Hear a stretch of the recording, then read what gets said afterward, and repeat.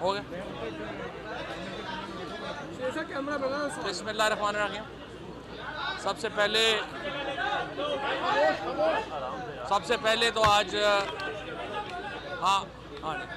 सबसे पहले तो मैं ये समझता हूँ कि आज एक दफ़ा फिर वज़ीर-ए-आज़म इमरान खान ने यह साबित किया कि वो कानून और अदालतों के एहतराम के लिए किस कदर आगे जाते हैं। उनकी जो जदोजहद रही उसमें जो कानून और इंसाफ की अलमबरदारी है वो उनकी सियासत का खासा रही है।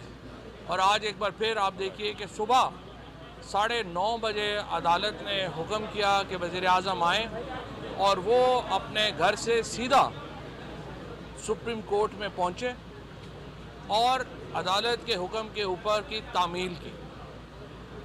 जो मामला है जो हमारे बच्चों की शहादत का, वो जाहिर है कि पाकिस्तान के हर शहरी के लिए उसका दिल इस पर रंजीदा है। हमारे पास तो बड़ा आसान रास्ता था।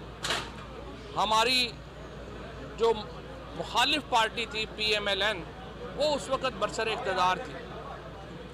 बड़ा आसान था कि हम उन्हें एक्यूज़ करते, हम नवाज शरीफ साहब को एक्यूज़ करते, हम उस वक़्त के वज़ीर दाखिला को एक्यूज़ करते और आराम से हम सारी जिम्मेदारी डाल देते और कहते कि बात ख़त्म हो गई। लेकिन देखिए, हम पाकिस्तान की एक कौमी वहदत को भी देखते हैं। हमने यहाँ पर इस बात को भी देखना है कि ये जो लड़ाई है ये ज़ातों से बढ़कर है। तो जिस तरह से आज अटॉर्नी जनरल ने वहाँ पे किया, एक रास्ता तो ये था कि हम उस वक़्त कहते कि नहीं नवाज शरीफ इस्तीफ़ा दें, आर्मी चीफ इस्तीफ़ा दें, फ़लाना वज़ीर दाखिला इस्तीफ़ा दें, अल्लाह खैर सल्लाह।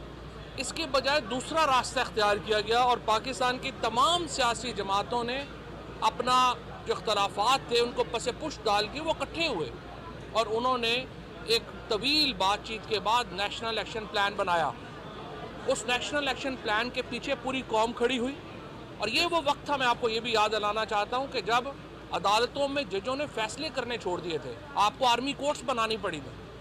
उस वक़्त के हालात इस कदर कशीदा थे। और ये जो इंटेलिजेंस फेलियर्स हैं, ये तो देखिए 9/11 का भी फेलियर हुआ। जो 7 बॉम्बर्स वाइट हाउस के सामने, हम कहते तो है ना उसामा बिन लादेन यहाँ पे पकड़ा गया, तो वो जो 7 बॉम्बर थे वो वाइट हाउस के सामने के होटल में 3 महीने रहे, किसी को नहीं पता चला। इंटेलिजेंस फेलियर्स होते हैं। और उसके बाद जो स्टेप्स लिए गए हैं, हमने एलिमिनेट कर दिया टेररिज्म को पाकिस्तान से। आज अल्हम्दुलिल्लाह पाकिस्तान में ज़िंदगी अगर नॉर्मल हुई है तो ये नेशनल एक्शन प्लान के बाद पाकिस्तान की फ़ौज ने जो कुर्बानियाँ दी, पाकिस्तान की सिक्योरिटी एजेंसीज़ ने जो कुर्बानियाँ दी, और यहाँ पर पाकिस्तान की सियासी क़यादत को भी एक क्रेडिट देना बनता है कि पार्लिमान ने जो रोल अदा किया, जो हमने एक यूनानिमिटी क्रिएट की इस मामले के ऊपर, और आज भी उसी नेशनल एक्शन प्लान को लेके हम आगे चल रहे हैं। ये जो 3 साल पाकिस्तान तहरीक इंसाफ के 3 साल हैं, ये पाकिस्तान की मौजूदा तारीख़ के पुरअमन तरीन 3 साल हैं। इतना कम जो वाक़यात हैं कभी नहीं हो रही है। आप फिर देखिए हमने हैंडलिंग क्या क्या की। हमने पूरा एक जो इस वक्त एक तो कोरोना और वो सारे मामलात आए, मईशत, वो तो एक अलहदा डिबेट है कि किस तरीके से हमने उन चैलेंजेस का मुकाबला किया। अफ़गानिस्तान मेल्ट डाउन हो गया। 2 दिन में आपको पता चला कि काबुल जो है वो तालिबान ने टेक ओवर कर लिया।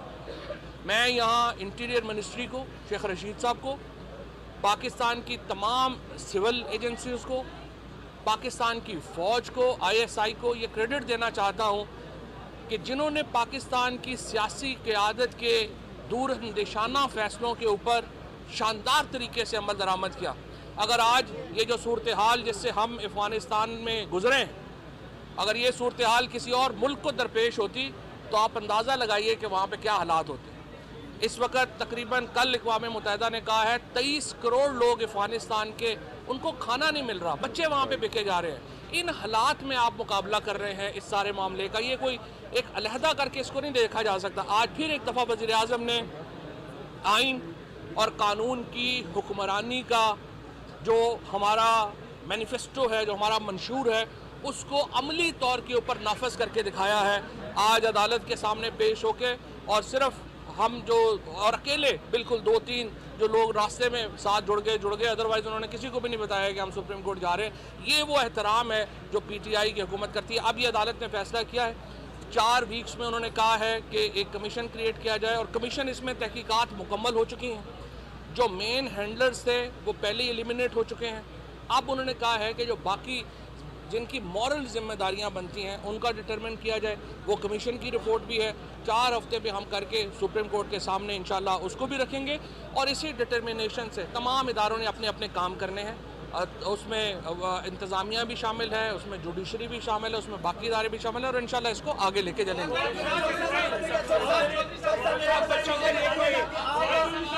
अरे एक एक कर लेते हैं, 1 मिनट उनकी तो आवाज़ सुन लो। उनके बारे में आपका कोई कहने के लिए है आपके पास कोई इल्जाम? उन माओं के लिए कोई पैगाम देंगे आप जिन माओं के बच्चे कत्ल हुए?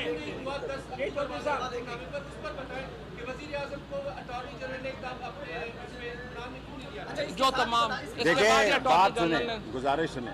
सुप्रीम कोर्ट ने 4 वीक्स का टाइम दिया है और प्राइम मिनिस्टर ने सारी सूरत हाल पेश की है पूरी ज्यूरी को, फुल बेंच को, और 4 हफ्ते के बाद प्राइम मिनिस्टर ने ये यकीन दिलाया है, खा उसमें वज़ीर दाखिला हो, खा उसमें हायर एजेंसीज के लोग हों, खा उसमें ज़िम्मेदार जो भी ज़िम्मेदार लोग हैं उनको बेनकाब करें। 3 साल तक क्या करते रहे शेख साहब? आप ये 3 साल तक क्या करते रहे? आपको 3 साल तक क्या करते रहे? लेकिन यही बात तो शेख साहब ने भी कही है ना। एक बात अगर कोर्ट ये कहती है कि नवाज शरीफ को लाना मतलूब है, तो 24 घंटे के अंदर वजारत दाखिला उनको परमिशन और पासपोर्ट देने के लिए तैयार है, बशर्ते कि वो पाकिस्तान भेजा है तो वापस भी आना चाहिए। वज़ीर इत्तलात फवाद चौधरी सुप्रीम कोर्ट के बाहर मीडिया से गुफ्तगू कर रहे थे। उनका कहना था कि वज़ीर आज़म इमरान खान ने सुप्रीम कोर्ट के हुक्म की फ़ौरन तामील की और पेश हो गए। वज़ीर आज़म कानून की हुक्मरानी पर यकीन रखते हैं। बच्चों की शहादत पर हर पाकिस्तानी का दिल रंजीदा है। इसके अलावा उनका कहना था कि साने के बाद तवील बातचीत के बाद नेशनल एक्शन प्लान बनाया गया। इसके अलावा उनका कहना था कि पाकिस्तान में नेशनल एक्शन प्लान के बाद पाकिस्तान में हालात जो हैं वो बेहतर हो गए हैं। आपको अहम खबर से इस वक्त आगाह कर रहे हैं कि सुप्रीम कोर्ट में साने आर्मी पब्लिक स्कूल केस की समाअत हो रही है। वज़ीर आज़म इमरान खान सुप्रीम कोर्ट में पेश हुए हैं और चीफ जस्टिस गुलजार अहमद की सरबराही में 3 रुकनी बेंच केस की समाअत कर रहा है। इस मुताल्लिक आपको बताएं कि वफाकी वज़रा चौधरी फवाद हुसैन और शेख रशीद अहमद सुप्रीम कोर्ट के बाहर मीडिया से बात कर रहे थे। अली नवाज आवान भी उनके हमरा थे और वज़ीर इत्तलात ने कहा कि वज़ीर आज़म इमरान खान कानून की हुक्मरानी पर यकीन रखते हैं और पाकिस्तान तहरीक इंसाफ की हुकूमत सुप्रीम कोर्ट का एहतराम करती है।